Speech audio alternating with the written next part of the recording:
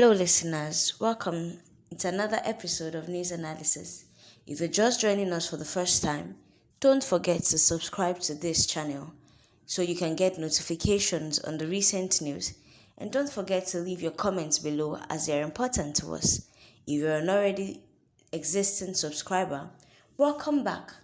On today's episode, the Nigerian police has banned arbitrary arrest, arbitrary detentions, and other harsh treatments, and these come following Kemi Badenoch's outburst. The Nigerian police force has internally announced a nationwide ban on certain controversial practices, according to investigative journalists.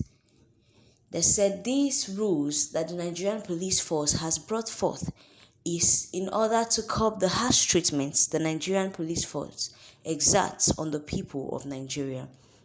The big question here is, so these people know that they actually exhibit these harsh treatments on Nigerians, then why have they been doing so far? Why have they made it hard for Nigerians to thrive in their own country?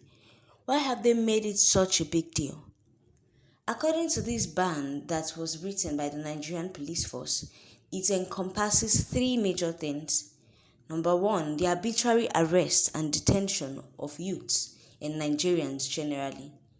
Normally, it is known that once you look funny as a youth, probably have long dreads, or even have dreads at all, once your hair is colored, especially as a guy, if you have paintings and piercings on your body, you are a suspect to the Nigerian police. Most times they end up beating these youths, making them to confess to crimes that they are not actually guilty of, making them to actually drop money or something because they find them as yahoo boys. So this arbitrary rule is now being curtailed according to this new law or new nationwide ban by the Nigerian police. The next is unjustified arrest and detention of youth. This is becoming almost a normal thing, whereby youths are being arrested based on suspicions. Most times, Nigerian youths do not even need to be Yahoo boys. They do not actually need to be criminals. Just the fact that they look like it or the police suspect that they are it, immediately they get arrested, immediately they get apprehended. And this has put a lot of Nigerian youths in jail. People that are just innocent, people that are just earning simple income. Though most times these youths, they put their hand for Yahoo, obviously. But Nigerian police force most times arbitrarily arrest them without any fair hearing or justice system. The third is a collection and inspection of phones at checkpoint. Now this one the funny me pass.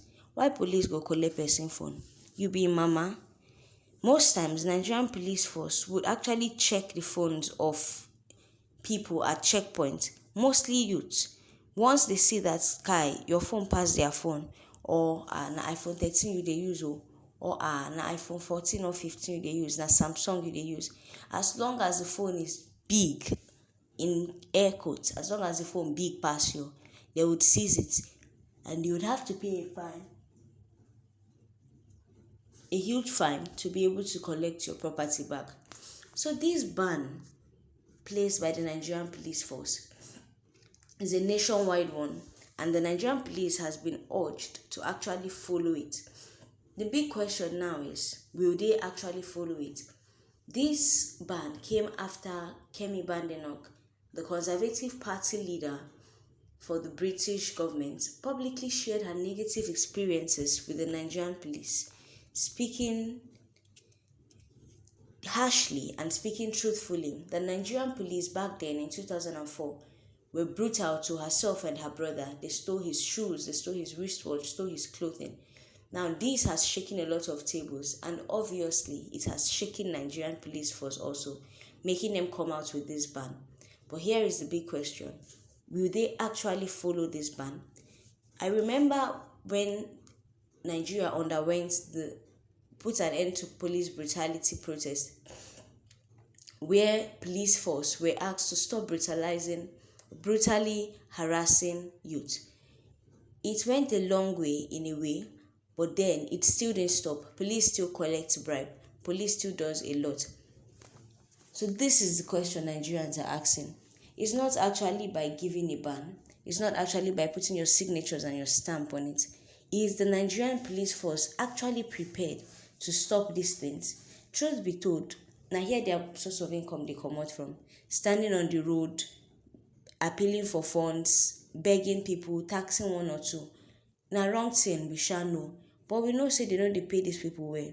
We know that pension is not forthcoming. We know that hardship is imminent.